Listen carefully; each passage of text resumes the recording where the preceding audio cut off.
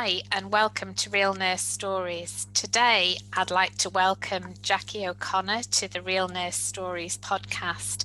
Jacqui is a nurse and also a coach and is working in the space of being a nurse entrepreneur.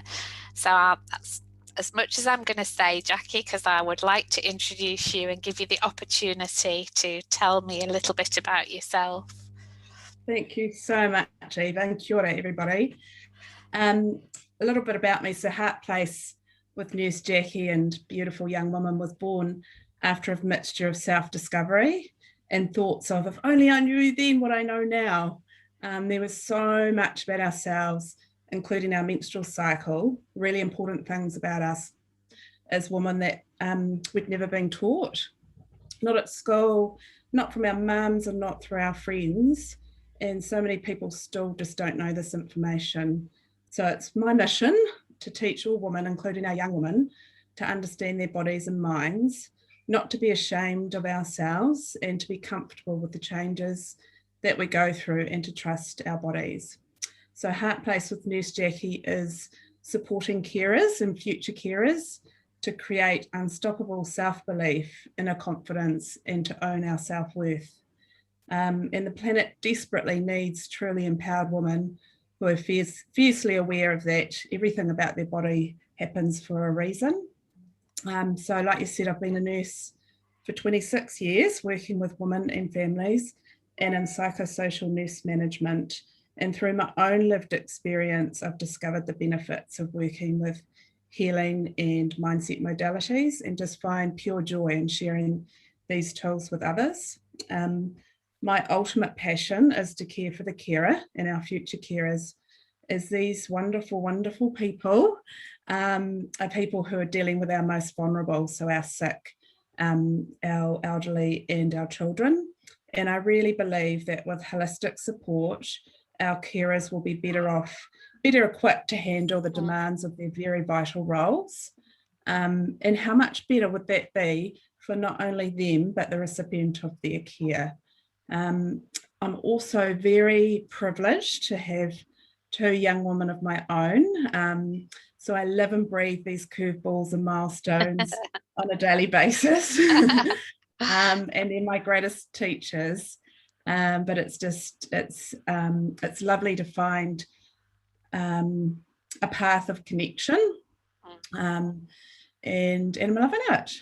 Oh, that's great. That's a great passion to have, Jacqui, and I'm really intrigued to explore this story some more. So thank you for sharing that. And I think it's such an interesting topic that I can't wait to hear your story. So thank you. Yay. Yeah, maybe thank you. Maybe if we could just start at the beginning and your journey into nursing. So Jacqui, maybe if we can just start at the beginning, and if you wouldn't mind sharing with me kind of what led you into your nursing journey way back at the beginning. Yeah. So what led me into my nursing journey? Probably two areas, really. One was, the significant one was, I was born with a congenital heart condition, which required surgery. So it wasn't diagnosed until I was 4. And then was repaired through open heart surgery when I was 8. So in and out of hospital and appointments throughout, pretty formidable years. So through the years that my subconscious was created. So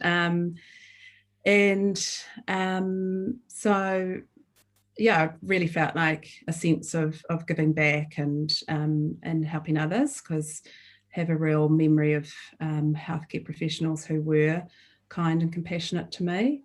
So that was probably a big significant reason. The other one is also possibly because I am highly compassionate and highly empathic. So it was just a real desire and need and calling and want. And so that's probably why. That's interesting, because it's surprising how many nurses actually. I know in last year's podcast interview, I interviewed a nurse who had also experienced some significant health issues as a younger person, and Yeah, sure. that had motivated her to want to go on and train Yeah, to be a nurse. And it's it's yeah, interesting, isn't it, that yeah, yeah, positive kind of experience, positive but also challenging, because obviously to yeah, go through open heart yeah, surgery at a young age is yeah, very difficult. Yeah, yeah, definitely. And I think these things happen for a reason now, yeah, like I look back at my whole journey and I think, oh gosh, that's why. Oh, I yeah, get it now. So yeah, now I just trust the process because it's all really is just set out yeah, that way for a reason. Yeah. yeah, yeah. Yeah. Did you do your training in New Zealand, Jacqui? I did. Yep. Yeah. So I finished school and went straight into my nursing. And I was pretty keen to get overseas. So Okay. yeah, so I quickly did my year post grad, and on the day of 1 year, I was off to London and spent Ah, 4 years. Yeah, spent 4 years nursing and traveling on that side of the world, which was amazing. yeah. Yeah. Whereabouts in London did you work? Most of the time, West Hampstead. Hampstead. No, Hampstead. Gosh, what was it called? Hampstead Hospital. Hampstead Yeah. Hospital. So in pediatrics, Hampstead Hospital, and then at St Mary's in Paddington in Ah, pediatrics as okay. well. Yeah, Yeah. yeah. And then the odd occasion sort of dotted around other hospitals, but that's where I sort of had, what they called the line. Yeah.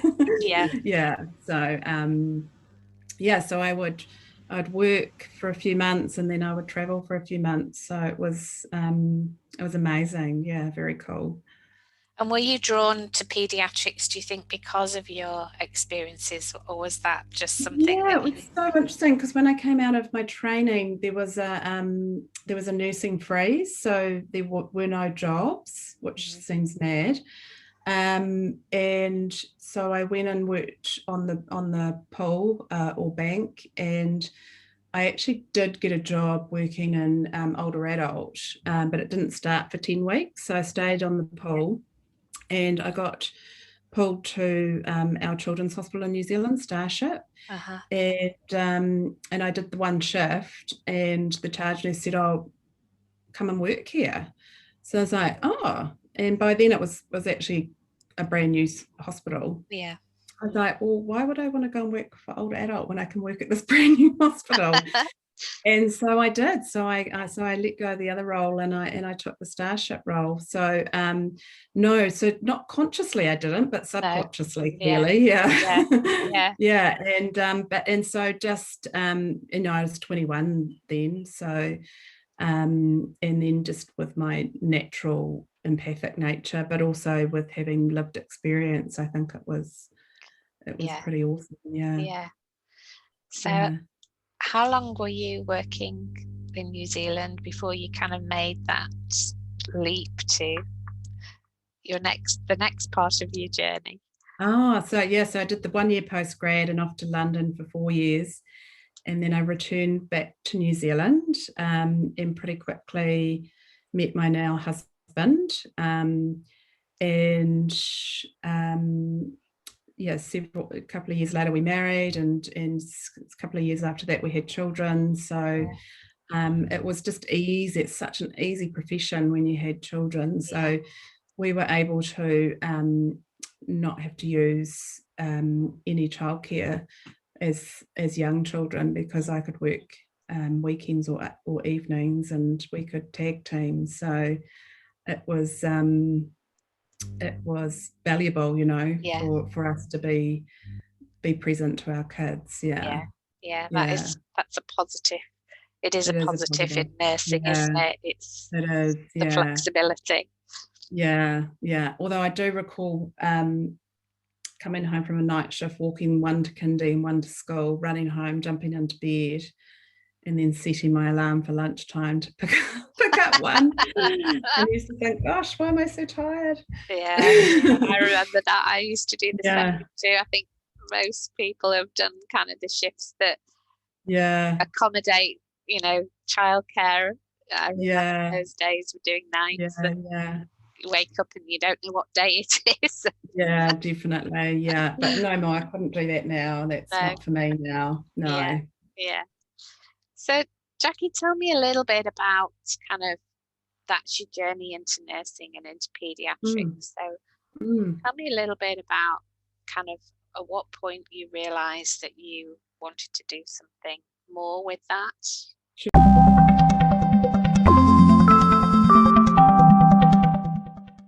Yeah. So probably through that period I've already mentioned, most years I'd probably feel like in hindsight I would have had a burnout, like to the point that, you know, my compassion, I didn't have the same amount of compassion. So probably more compassionate fatigue, and maybe even a touch of moral injury, where really where my strengths lay was sharing time and space with people. And what I was really doing was task orientated and ticking boxes and moving on. So I probably, in hindsight, I look back and I think, oh, actually, I wasn't in this place that I truly was using my strengths, and that's why I would burn out. And the same with compassionate fatigue. You know, I was looking after young children and then dashing off, and doing a really full-on role with all my empathy and compassion. So that probably happened most years, really, in hindsight. And I had a mindset that you sort of worked hard and then you rested. I certainly didn't have any mindset of filling up that cup in little moments. So they were all kind of my taps on the shoulder, or 4x4s into the back of my head. And then it wasn't until I had my Mack truck moment where, you know, I really did fall to my knees, and I did a really good job. I was agoraphobic, claustrophobic, anorexic, insomniac. I mean, I ticked kind of all the mental crisis boxes. So I just had no choice. I had to dig deep from that hole and claw my way out. And it was in that healing process that I and the things that I was learning, I was like, why have I never been taught any of this? More people need to know about this, and I need to shout this from the rooftop. And so it was really that healing journey, and there was no way back. There was no turning back after that. I was like, yeah, this is a hell yes. This is where I'm heading. This is, and my bedside nursing days are over, and my and being around people and in places that don't fill me up and help me seek joy, you know, that's a non-negotiable anymore. So and then it just brought me joy, just pure joy. Like I just would fill me up, and I just was living my life with purpose. And even when the curveballs and the road bumps still came into my life, I could still see silver linings and gold nuggets from them. And so and it was like, I had a choice. Do I go back here to the rat race, to the hamster wheel, or do I go this way where it fills me up, it gives me joy, and I know the ripple effect of me doing this ripples off to my family and to my friends and to society. So it was just, it was the hell yes that I was getting. And then I was just realizing how much I'd been tolerating, you know, tolerating people behavior, my own behaviors, and they were learnt behaviors from survival. So going through what I went through as a kid, you know, I didn't want these bad things to keep happening to me. I didn't want to be staying in a hospital on my own and having surgery and having blood tests. So I developed behaviors to protect myself, and they were not serving me. They were people pleasing and perfectionism and busyness. And they just didn't serve me any longer, because they didn't allow me to be my true authentic self, which, you know, I learnt was pretty cool. And and that's my doggy. And I thought, no, I I need to bring Jacqui out and yeah, live life seeking joy, and that's my whole sole purpose. Yeah. Yeah. And for others. Yeah. And that's such Yeah. a dilemma, isn't it? It's, even now, I still hear stories from nurses who, that it's almost like the pull to be a nurse and to be in work and do a great job and work hard, but there's also sitting on the shoulder the guilt around, not being present for family and children, and all of that sitting there. And I think in a way, it's such a shame that we lose people, because nursing is about being a caring profession, but modern nursing has kind of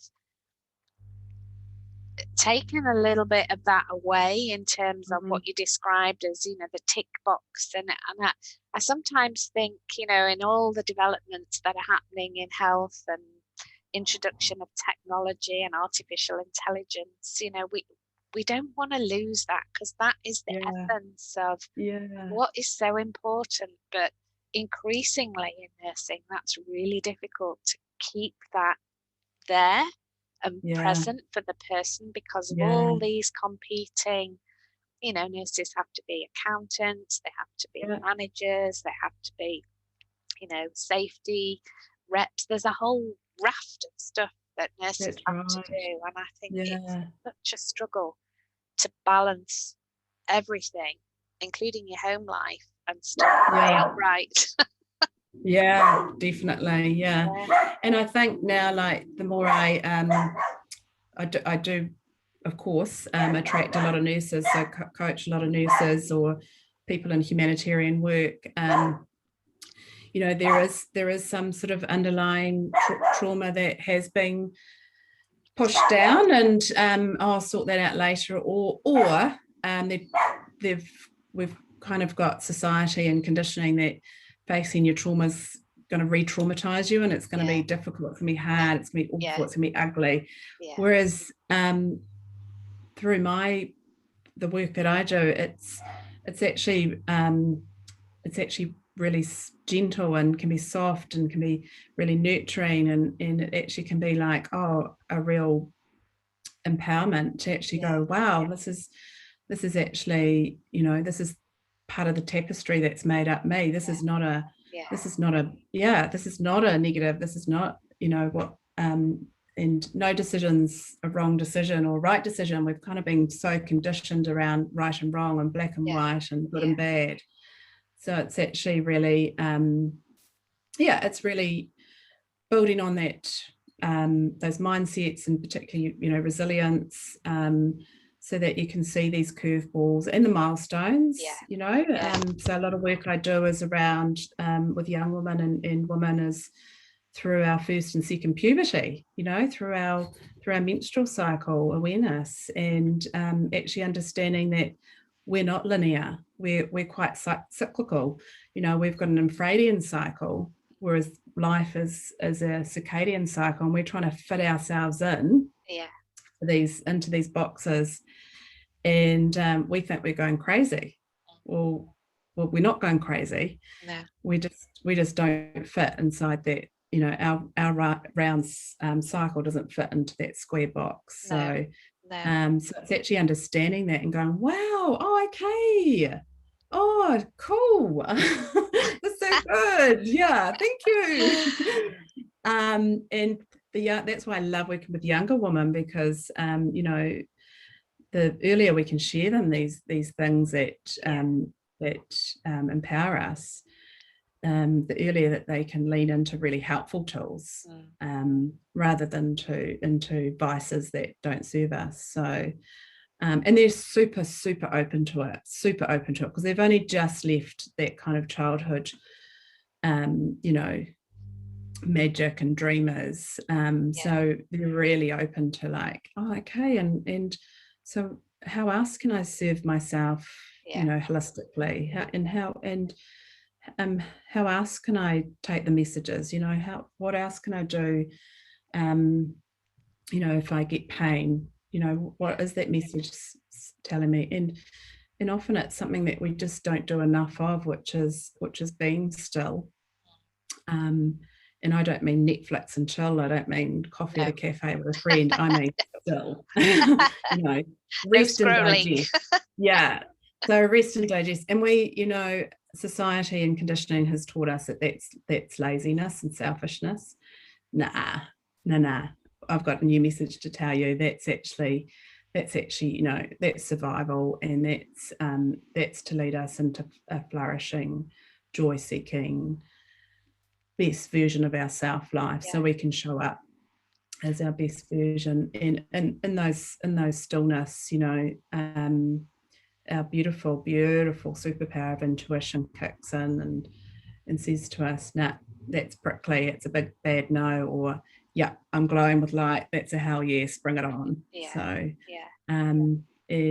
just did a workshop this week with midwives, and they wanted it on self-care, and I said to them, oh look, I just couldn't bring myself to say you need a bubble bath and a face mask, but I can bring myself to support you to fill up your self-love and your self-worth, so that you can, with kindness, set boundaries, that you, with kindness, can be compassionate to yourself first, so that then you can be compassionate to others. And these are all energy savers. They're going to keep that cup and saucer that we always talk about filling and overflowing, full and overflowing, so that we can show up as the best version of ourselves, and therefore the recipient of our care benefits. And that's one of the things that, because we're working with similar kind of, obviously working with nurses and around similar themes really, and I think that's the one thing that frustrated me, so wellness and looking at well-being in health is a relatively new concept for nurses, well, new to organizations, not a new concept. And it's so frustrating. If you just do a search, and look at some of the nursing literature around resilience, it's all about mindfulness is the word that comes up the most, but it doesn't really give people the practical. So how do you incorporate that? What does it look like? It's kind of like self-care and mindfulness are the two words that are bandied about with resilience, and it's so much more than that. And I don't think we're helping the nursing or the midwifery profession to really kind of understand how you do that. How can I, as a person, as you said, set boundaries? And when we're talking about time, what is that? It's finding a space to be quiet and present with you. And I just, there's so much that we can learn from work outside of health in relation to that. But it's almost like organizations, it's a quick fix. We'll say we're doing this. Sorry, that's the cynic in me, but we're not really helping the profession. And I think COVID particularly has highlighted all of these things even more. And it's like, if we ignore this, it's not going to go away. We're going to lose people from the nursing midwifery profession hand over fist, because we're not giving them the tools and the support that they need. And that's what led me into working with nurses and coaching, because there's a massive gap. It's like we're not equipping people, and midwives even more so. I mean, my kind of experience of the midwives that I've come into contact with, they're probably a greater need more than nurses, actually. 100%. Unmet need in that, that regard. Because in New Zealand, our midwives are our lead maternity carers as well, so they actually run it as a business. And I mean, I'd hate to see what the hourly rate would end up being. It'd be very, very pitiful. And so they're doing it, they're doing it because they want to. So we need to really honor them. And So I know, like, that's why I love working around the menstrual cycle, because it's a real feminine energy, Yeah. and a real masculine energy. I'm not talking about gender here, is No. to tick boxes. It's, you know, like meditated tick, Yeah. move my body tick. Yeah. Whereas when I work with women, I talk to them about tapping into their inner knowing, and actually, you know what, this morning I need to lie in bed a little longer and rest. Yeah. I don't need to get up and tick my box, or I need to create a new habit that, you know, I have a daily practice of intention setting and gratitude and goal setting, or actually, you know what, my HIIT class isn't working for me anymore. I'm going to go and do Sarok dancing for a term, and really just feel into it and just mix it up, so that it's not all hard and fast and tick boxy, because that's not how we're going to maintain our well-being. And yeah, mix it up. I mean, as women, we're creative beings. Our superpower is that we can create life, and of course, we don't want to be doing that all the time. Our our our woman in the caveman days, you know, Galileo days, that's what they would do. Whereas we don't need, as modern women, we don't necessarily want to be creating life all the time. However, our body was designed to do that. So give it some space, honor it some space when it hasn't created. And allow your body, your head's not grieving, but your body is grieving, allow that space. But also fill that space with other creativity. So it may be maybe dance or food or arts or music. You know, it can be like an influencer on Instagram and creating Instagram posts, or whatever your creativity is. We've sort of stopped playing and being fun and playful and creative. And you know, one of a really popular workshop that I do is a mother-daughter empowered period workshop. It's called the Nurse Jacqui mother-daughter empowered period workshop. Look it up and come along. And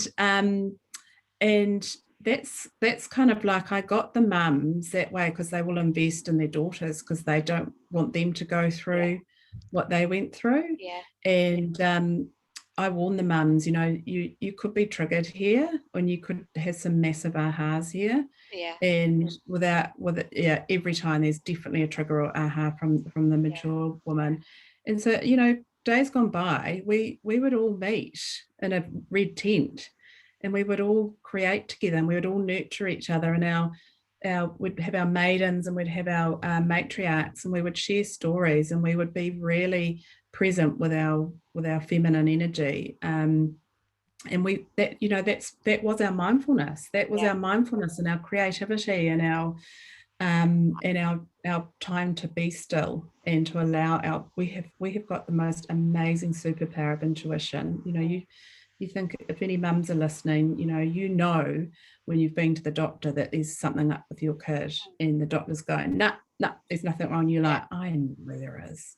And we let our head take over there, and but our heart is like, it's pumping, it's saying, hey mum, listen. And we've got this beautiful, and this is what I love working with the young women, because they've still got it, you know, they're still dreamers and believers, and so we can just build on this intuition and as a superpower. And it's our you know, it's our little bits of bread that Hansel and Gretel left out, you know, like it's come this way, and you're like, but it doesn't make sense. And then you go that way and you see this, you know, like, wow, okay, that's what I was meant to learn. And you know, along the way there might be some speed bumps, and if we practice stillness, we can go, okay, why am I getting this speed bump? And it's because, you know, the universe wants us to keep practicing self-compassion and self-kindness, and to slow down, Bobby Brown. If we were just cruising along and it was all unicorns and rainbows, we wouldn't be able to step into those practices and grow, you know, like learn and grow, and Yeah. that never stops. No. If that stops, then please connect with a nurse coach stat. Yeah. Yeah. And I love that because you kind of, you definition of carers is in a way a very broad definition, because you're picking up carers as in people who provide the care, but you're also picking up on young people and mums. So it's carers in the broadest definition, isn't it? In terms of the So work. it's almost like the 20% of the population who are highly sensitive, highly empathic, are kind of my people. And what's also happening is, especially when I do my mother-daughter workshop, is the daughter's obviously going through their first puberty, mum's going through her second puberty, but mum may also be caring for her elderly parents as well. So there's a real sandwich generation going on, and they're also working full time, so it's not that perceived, I think I mentioned it, that rest is a reward. Rest is a right, and it may be that you're at work and you go into the bathroom and you just look in that mirror and you breathe 10 times. It's not all trips to the massages and pedicures and to PG. And I think sometimes that's the perception, isn't it? Or can be a perception that, when we talk about self-care, sometimes that's what comes up for people, and actually it's not that, because when you're in that situation, if we think of a nurse with young children and perhaps older parents that are also requiring support, they're pulled in so many directions, and it isn't practical to even suggest or contemplate that. It literally is, where in my day can I take, whether that's, like you say, 10 breaths or 5 minutes, that just allows me to regroup and be present for me. And it is compounded with so many things, like you explained there, women's roles and intuition and understanding our energy. And like you also say, those things are not taught, are they? No, not taught. No. And for young people, I think it must be incredibly difficult because of the pressures, the social media, the peer pressure particularly, almost drowns out intuition, doesn't it? Because it's more having to conform and be in the in crowd, and if you're empathetic and intuitive, that is going to get squashed. And how do you teach young people to hang on to that? It shows up as anxiety. It shows up with panic attacks, and it shows up with thinking, "Oh, I'm going crazy," and then so it's empowering them that this is an emotional message. Yay! I'm so excited, and I say it like, I'm so excited for you. Like I said, I know 50-year-old women who haven't have been taught this, who know this. So let's sit with this. And it doesn't have to be uncomfortable for long. No, it's just allowing that space whilst it's there in that present moment, and let it and feel into it, and then allow it to pass, and then give yourself self-kindness, like you would your best friend. Your best friend, you'd be like, "You're all right, you're okay, you've got this." You might even might even soothe her with a touch or a hug. Do it yourself. Do it to yourself. Yeah.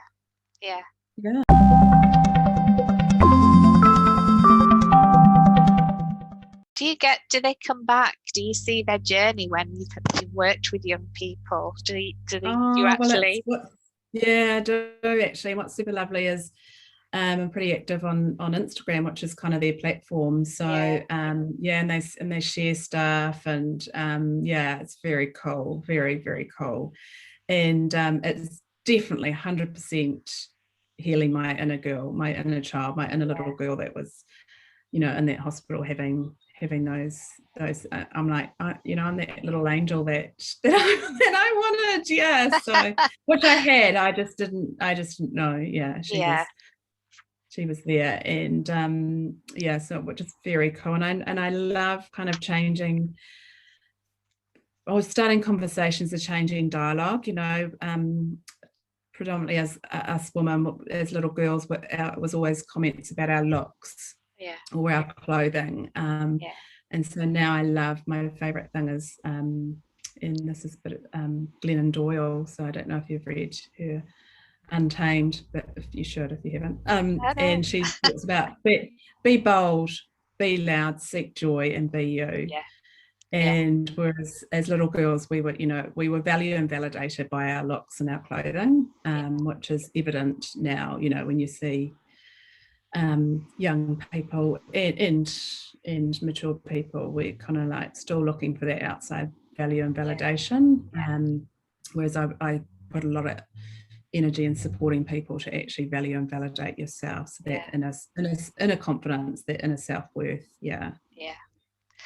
You just reminded me of something that I have two daughters, grown-up daughters now, but when they were younger, I used to have a phrase, and we used to talk about not being sheep. Don't be a sheep, Nice. And my eldest daughter repeated that saying in the context of a conversation at school, and it was quite funny because she said it kind of, the whole class just stopped, and the teacher wasn't quite sure what to make of the statement, but it was very much around being you and not having to follow and conform. And I think school age kids are really challenged, and again, it's your formidable years, but they're often put into a uniform, and then they're policed around the uniform, and then they're told to sit here and look up here and open the book here. So it's very archaic, it's very, that was all wartime setting up for factory workers, and we're still putting our modern day young people into that environment. So I really believe they need cheerleading, our parents need empowering, our frontline staff need upskilling, and we need to change the dialogue. Absolutely do. Absolutely. I mean, we still see that, if we just look at what's been happening here in Australia in the press recently, it just brings it home that there's still so much to do there in terms of empowerment.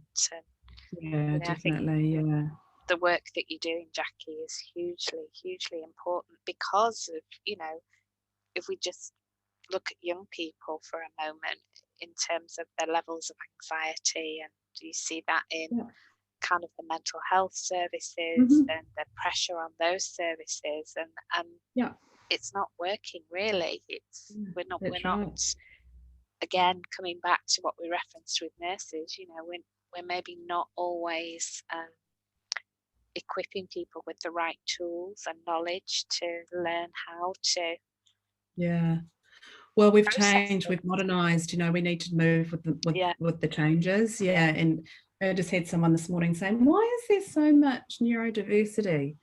And I'm like, because it's more obvious, because our pace is faster, we're infilling our housing, and these young people just are not coping with this amount of noise and pace, and so it's just more prevalent because of what we're trying to squeeze in a day, in a space, in a time.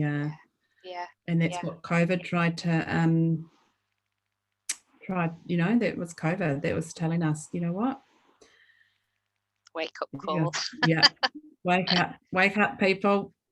Too fast, too much. Slow down, Bobby Brown.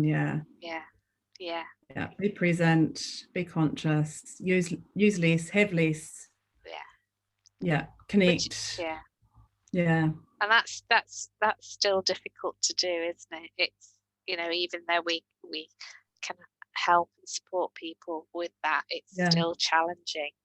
And look, it is, and we will always have our shadow side, but embrace our shadow side, because we are human beings, not human doings, and we're we're perfectly imperfect. So if we can embrace our shadow side and be compassionate to ourselves and be self-forgiving, and the more we practice that, we can do that for others.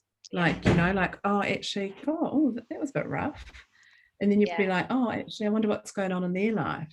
Oh, okay. Oh, no, that makes sense. Oh, yes. Oh, well, we're common human, you know, we're in common humanity. We're in this together. So, you know, it's not about being perfect. It's not about nailing it. It's just actually about being present in the moment as it is in every given moment. And allowing what washes over you, and then grabbing what I call it surfboard, and changing the fin on that surfboard, and maybe bigger size surfboard or a slimmer one, or two fins rather than one, and then because you know you've been here before and you know you can do it again, and grabbing that surfboard and riding that next wave. We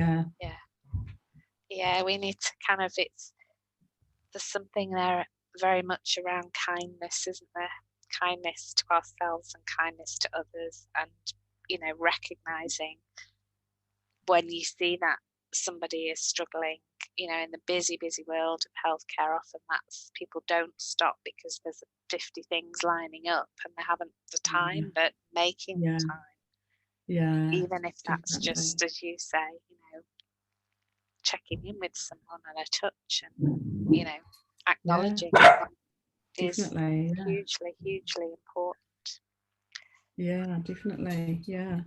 Jacqui, can I ask you about how, because we've talked a lot about the good work that you do with nurses and with young people and mums and daughters, but how do you incorporate all the things that you've learned into your life? Because as quite often, as people who are highly empathetic and intuitive, we tend to be givers, and how you balance that.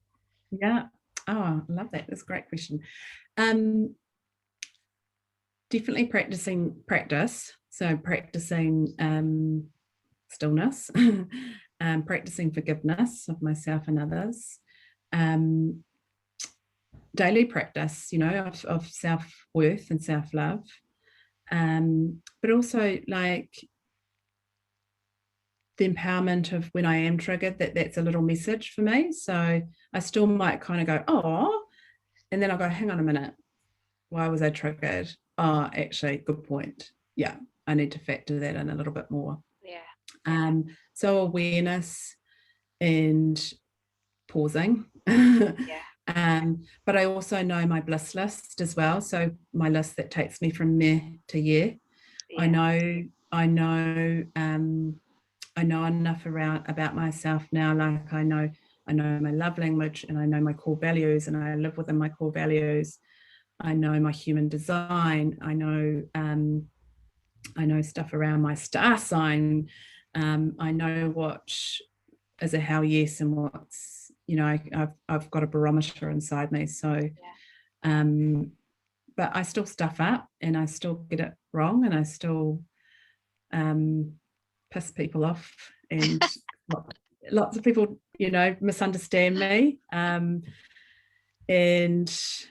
that's life though, isn't it? Yeah, I'm cool with that now. I'm totally cool with that. I mean, look, I'm mostly an extrovert. I've got some introvert in me, so I do need to pause and take time. And so I know a lot of people, but I've got a small group, circle around me who lift me up, and that's changed through this journey. That's changed, and that's massive, you know, because I thought some people were there forever, you know, and I've left them behind.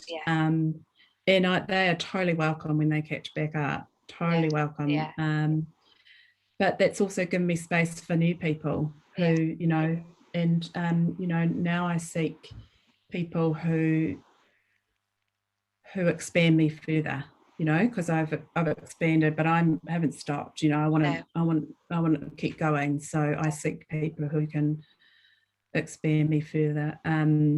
But yeah, I still, like the end of last year, I definitely sensed an element of burnout. I've got a side hustle working as a high school nurse for a girls' school, and we got COVID. So that I felt that. And I just, over the summer, that was it. I was off social media. I was in that salt water. That salt water's my big bliss. You know, clean sheets. I love clean sheets. You know, Yeah. it's like if I'm feeling there, I'm like, right, we're changing the sheets. You know, True. coffee at a cafe. You know, like I know my things that lift me up, and I know now when I'm tipping. Yeah. And I just I don't I move quickly when it's a tap on the shoulder. There's no way that I'll allow it to be the 4x4 in the back of the head or the mat truck. No way. I've done that. Got the t-shirt. Yeah. Yeah. Yeah. And boundaries. And you know, I'll just say things like, hey, you know what? And I do it back to people. I say, hey, I've got something to offload. And have you got the space for that? It's a quickie, but you know, it may be half an hour, and it may sort of take a bit of your energy. Have you got that? And they'll go, and I'm totally cool if they go, actually I don't, but next Tuesday I may. Can we, you know, or could you try and find someone else? And the more I say that, the more I talk like that, the more others talk to me like that. So my tribe now will go to me, hey, I've got something to offload. Have you got the space? And they are cool if I go, you know what? I'm not full. So could we try again? And the same with my clients too, you know, like it can get to a point and I'm like, you know what? I think we've got this now. I'm feeling like I'm getting a little drained. So let's reconnect. And that's empowering them, you know, to be honest and that's, I think that's something certainly I noticed with coaching, because you know, you are listening and being present for somebody and supporting them, and very mindful that you have to be in the right headspace to begin with, to be, you know, there and be present for somebody. And often, you know, I'm conscious about how I book clients in for that reason, because one session, if you are, you know, being present and there for somebody, it does affect you, and you do have to, you know, I go and take myself the dog for a walk and go out, because that's where I clear. But it's such an important thing when you're working with people on a one-to-one and you are helping them to realize some of these things that we've talked about. It's mentally, you know, draining, can be potentially, which is why I kind of asked you about how you take care of you, because I think that's also important, and it comes from your learnings, doesn't it, from your journey and everything that you've learned about you. It does. It does. What advice would you give, Jacqui, to a nurse who's maybe listening and thinking, you know, I'm in that space where I'm being hit on the back of the head and I'm juggling, trying to do all these things? If you could give them one quick kind of, not that there's a quick easy fix, there isn't, but if there, you know, practically one thing that they could do to help themselves, what would that be? Book in to see a nurse coach, stat. I wasn't expecting you to say that. I mean, I mean, I don't know about you, but I've got a cheerleader. I mean, I invest in a cheerleader for myself, and so I totally think in a cheerleader, and like you know, I think about how much I've read, how much I've learned, how many workshops, how many courses, how much, you know, like I've got a lot, you know, I've got a lot to share. So why start at the beginning? You know, I can help, you can help. And I do the same, you know, I up level with having my own coach. So that would be one, but one, oh, there's a toughie one. Okay. It could be more than one. It doesn't have to be this one. I know. I think probably number one would be breath work. Learning breath work, learning mindfulness, self-compassion. So they're my two golden eggs, is mindfulness, self-compassion. breath work, and self-worth, self-worth, self-love. Fill yourself up first, and because everyone else benefits, and everyone else benefits, you know, like your family, the people at the shop, the people at the petrol station, your patients, everyone benefits. So that would be, and and move your body, you know, whether it's dance, walk, you know, dance like no one's watching, move your body, and nourish your body, you know, like nurture your body. This is the container that's taking you through this life experience. So because your body keeps the score, right? You know, like you think about how many nurses you know who have had cancer, who have had gastric bypasses, who you know, who have had anything gut related. That's when I work with the young woman and they talk to me about a headache, I'm like, right, why do you think that you're getting the message there? And we will go through the hierarchy of needs, and you know, there'll always be something, be sleep or water or food or thoughts or whatever it is. And so we've kind of slipped into having a quick fix. Oh, I'll have a Panadol, that'll sort it out. And I'm like, no, listen to the message. It's a message. And that's why I love working with the menstrual cycle. You know, it's our 5th vital sign.